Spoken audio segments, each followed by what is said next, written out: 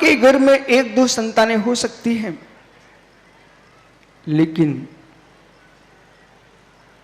ये भूमि के अंदर कोटि-कोटि संतानों ने जन्म ले लिया। एक बलिष्ठ भूमि प्रमाण स्थान पर भी यानी ईर्या पद के बिना गमन नहीं करना। ईर्या पद से गमन करते हुए भी रात्रि में विचरण नहीं करना। और जब कोटि-कोटि जीवों का जन्म देने का समय आ जाए, उसमें हे श्रमण 8 महीने विहार करना और 4 महीने चातुर्मास करना। चातुर्मास तुम्हारा तभी सफल है जब तुमने 8 मास तक विहार किया है। चातुर्मास वास नहीं है, चातुर्मास प्रवास नहीं है, चातुर्मास योग है। जो 4 महीने सुख सुविधाओं के लिए साधु ठहरे, वो चातुर्मास वास है। 4 महीने तक साधु श्रावकों के राग से पूरित होने के लिए ठहरे, ये 4 महीने राग के हैं। न राग का चातुर्मास है, न सुख का चातुर्मास है, चातुर्मास योग है। 4 महीने ज्ञानियों एक स्थान पर ठहर करके अपनी वचन और मन काय को स्तंभित करके और स्वरूप की लीनता की ओर जो तुम्हारे प्रवेश है, उसका नाम चातुर्मास योग है। दूसरे दृष्टि में देखें, देश में जितनी चातुर्मास हो रहे हैं, श्रेयांश पंडित जी, हे मित्र, ये चातुर्मास योग है। योग यानी जोड़, योग यानी जोड़। 8 मास तक ये वीतरागी श्रमण भारत की भूमि पर नहीं, विश्व के धरातल पर एकमात्र दिगंबर परंपरा ऐसी है जहां ज्ञानियों मठों से शून्य साधु होते हैं, मंदिरों से शून्य साधु होते हैं, इस ज्ञानी अपने निजी स्थानों शून्य साधु होते हैं। ये काले नाग के समान अपना भवन नहीं बनाते हैं, दूसरे के भवनों में ठहरते हैं, पर भावनाओं को नहीं ठगते हैं। श्रमण अपने स्वरूप में जुड़ जाए, चातुर्मास योग है। विवाह दृष्टि से श्रावक की श्रद्धाएं और आपकी साधना एक साथ जुड़ जाए, उसका नाम चातुर्मास योग है। हे ज्ञानी, वो गौंद श्रेष्ठ है। ऐसा न हो संजय सेठ कि इन विद्वानों को, चाहे धर्मचंद शास्त्रियों, श्रेयांशों, कमलांकों, चाहे राकेश हो, 2 राकेश बैठे अच्छे, एक आगरा का, एक तुम्हारे भिंड का, सुशील हो, कितने ज्ञानी लोग यहां बैठे हों। राकेश भैया पत्रकार, प्रदीप से कह देना मित्र। सांसद जी, एक आदमी से सांसद नहीं होता, एक आदमी से मंत्री नहीं होता, एक आदमी से विधायक नहीं बनता।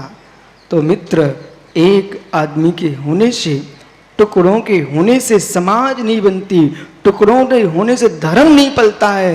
अखंडता की ओर ले जाए, उसका नाम चातुर्मास है।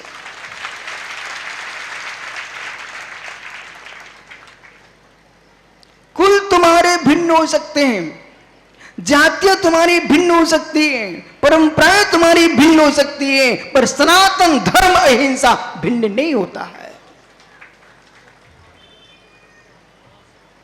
ऐसा कौन सा संप्रदाय है जो किसी जीव को मार करके धर्म कहता हो, और जहां किसी जीव का घात करने को धर्म कहा जाता हो, मित्रों धर्म ही नहीं होता है।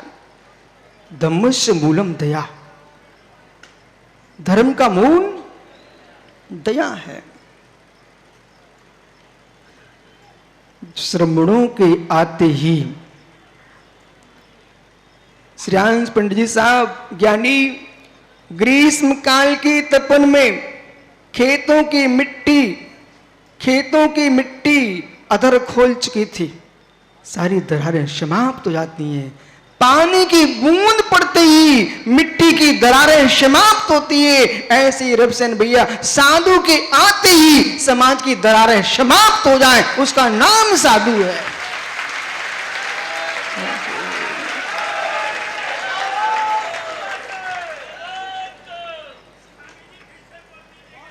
हे ज्ञानियों, पूरे देश में, राष्ट्र में चातुर्मास प्रारंभ हो चुके हैं और सबसे लास्ट चातुर्मास भिंडी का प्रारंभ हो रहा है।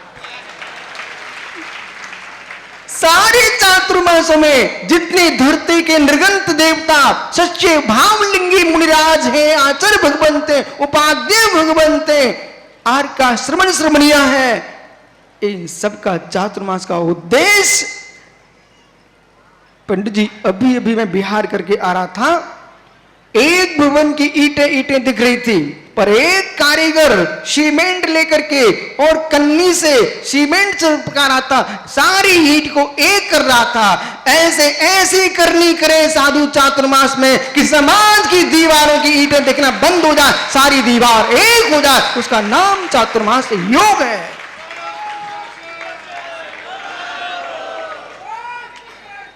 ऐसा न हो जाए कि समाज की एक अठन्य पंचायत में 50 ग्रुप बन जाए और महात्मा जी के हमारा ग्रुप। ये मित्र मुनिराज ग्रुपों के नहीं होते, मुनिराज धरती के देवता प्राणी मात्र के होते हैं। इस भ्रम को निकाल दो। भगवान पूज्यपाद स्वामी ने समाधि शतक में लिखा है, हे श्रमण, जब तक तेरे कपड़े उतार दिए, वस्त्र उतार दिए, ये तो केंचुली का उतारना है। सांप केंचुली निकाल देता है तो निर्विष नहीं हो जाता है, ऐसे कपड़े उतार देने से दिगंबर नहीं हो जाता है, निर्विष नहीं होता सांप। हे ज्ञानी, जैसे शरीर के कपड़े उतार के फेंक दिए हैं, ऐसे जाति कुल पंथों के राग का भी वस्त्र उतार दोगे, तब तुम दिगंबर मुनि कहलाओगे, धन्य योगियों को पंकज प्रधान पुराण ग्रंथों में पढ़ा हुआ है। मतार्थ को समझते हुए न्यार्थ, मतार्थ, भावार्थ, आगमार्थ, शब्दार्थ, 5 बिंदु समझना पड़ते हैं। यदि आपको कठिन लगता हो ना, तो ये पंडित लोग इनसे पूछ लिया करो महाराज ने क्या बोला है। पर मैं इसलिए बोलता हूं, मैंने सुन के रखा कि भिंडे में बहुत ज्ञानी लोग हैं। वो ज्ञानी है तो ध्यान दो आप। वो भाग कहां गया, भग गया क्या बड़ा ज्ञानी? अर्पित इधर तो आ। हे मित्र, मंदिर जाएगा क्या? ठीक है। इसने कहा मैं मंदिर नहीं जाऊंगा। अब यहां ठहरना, विषय को समझना। विनोद भैया, पूजा करते हुए भी, मुनियों के हाथ पर ग्रास रखते हुए भी जीव सम्यक दृष्टि हो जाए, कोई नियम नहीं है। पर इतना किए बिना भी सम्यक दृष्टि हो जाए, नियम नहीं। सम्यक दृष्टि होगा, नियम से मंदिर जाएगा। सम्यक दृष्टि होगा, नियम से पूजा करेगा, नियम से पाठ करेगा, नियम से साधुओं की सेवा करेगा। लेकिन करते हुए सम्यक दृष्टि कोई नियत नहीं है। बेगहरे में आइए, उसने मना कर दिया मैं मंदिर नहीं जाऊंगा, और आप कह रहे थे राकेश ने पत्थर मारा है, इसलिए इसमें मेरा क्या दोष? सुरेश गदिया, आपको सोचना चाहिए कि राकेश ने विनोद सागर पर पत्थर मार दिया है। विनोद सागर बोल रहे हैं, मैं नहीं बोल रहा हूं, विनोद सागर बोल रहे हैं कि राकेश ने पत्थर मारा है, तो समाज का कर्तव्य बनता है राकेश को देख लेना चाहिए। यदि ऐसा विनोद मुनि बन के बोल रहे हैं, मैं इनको मुनि तो छोड़ो, सम्यक दृष्टि नहीं मानता।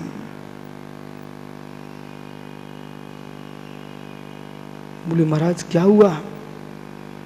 हम लोग जो हैं शादवादी हैं, स्मृति, प्रत्यज्ञान, तर्क, अनुमान, आगम,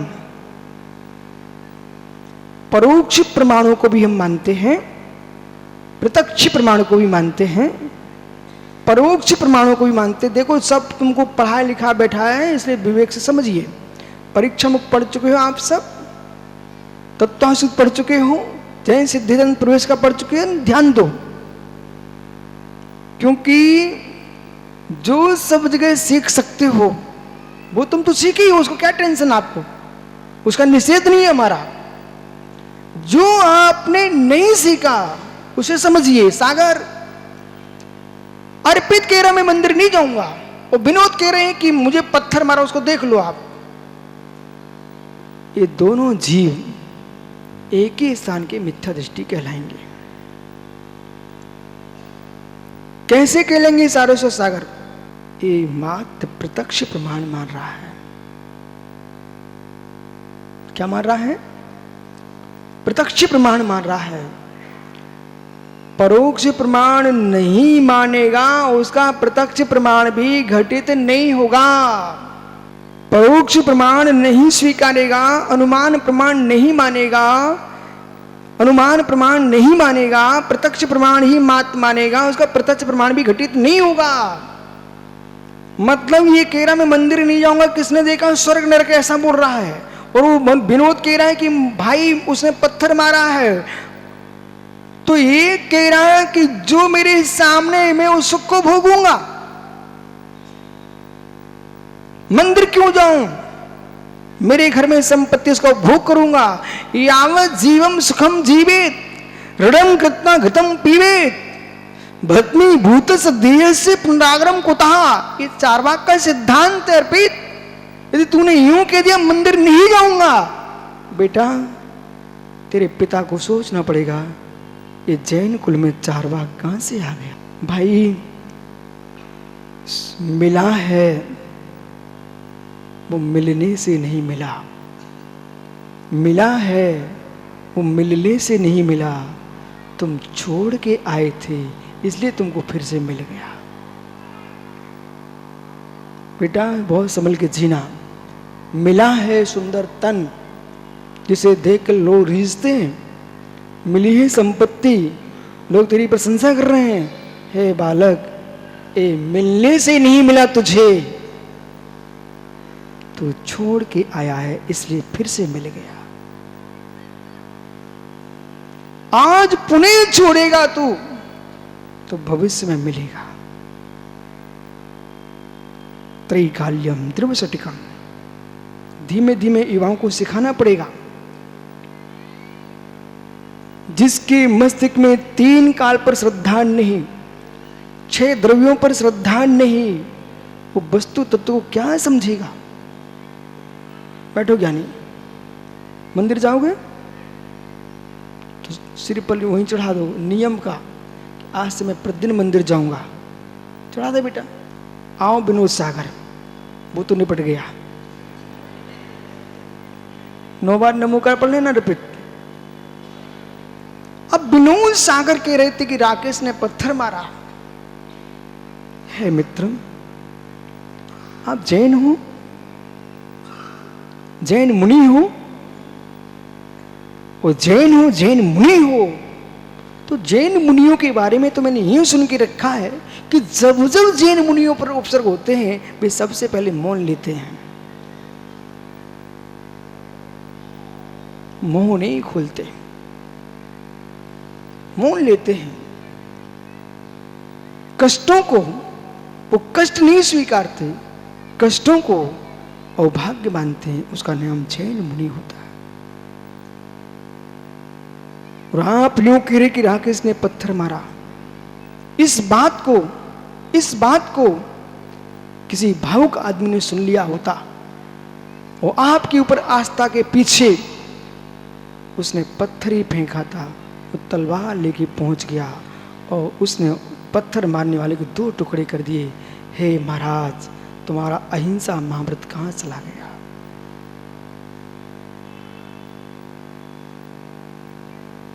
धन्य उन योगियों को तलवार चलाने वाले की भी किसी को नहीं सुनाते कोई आक्रोशित हो जाएगा, उसका विघात कर देगा।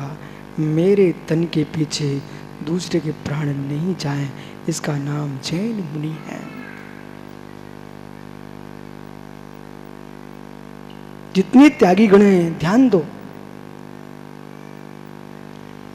लेखनी के, कागजों के, मित्र और शब्दों के साधु बहुत मिल सकते हैं।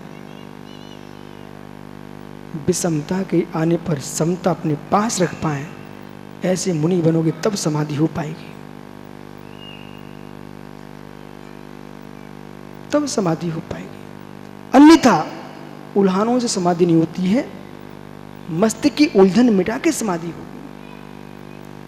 पत्थर मारा ऐसा बोल रहे थे आप, और राकेश पत्थर मारा कहते कहते 50, 100, 150 लड़के खड़े कर लिए। वाह, बोले जिसने मुझे पत्थर मारा बेटा, उसके विरोध में पैम्पलेट छापो, उसके विरोध में आपको नए नए काम करना है। हे चारवाकी, तू मुनि भेष को लजा रहा है, तू मुनि है ही नहीं है, तू तो चारवाक मती है, चारवाक मती है। जब मैं मुनि शब्द का प्रयोग कर रहा हूं ना, वहां श्रावक किस खेत की मूली, समझो मां। यदि आज का उपदेश समझ में आ गया, तुम्हारे पति ने तुमको कष्ट भी दिया और तुम वास्तव में जैन हो, तो सीता बनोगी। इतने पहाड़ शिखर जी का चढ़ना सरल है, गिरनार की 5 टोंक चढ़ के आ जाना सरल है, एवरेस्ट की चोटी पर चढ़ाना बहुत सरल है। लेकिन हे माँ, कष्ट देने वाले पति को भी जेल में नहीं भेजने के भाव तुम्हारे मस्तिष्क में हो, ये साधना बहुत कठिन है।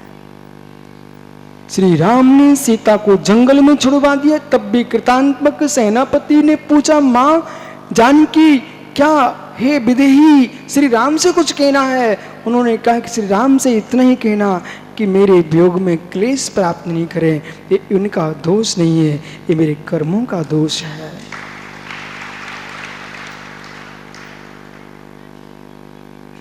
ये कर्मों का दोष है।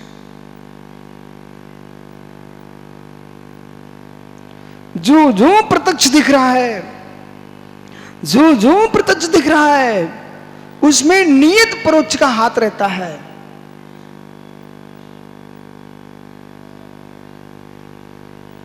मालूम, मैं कई बार मुस्कुराते रहता हूं राकेश के पंडित जैसे लोगों को देख करके। इसलिए कोई निश्चय को खींच रहा है, कोई व्यवहार को खींच रहा है, अरे भाई क्यों खींच रहे हो?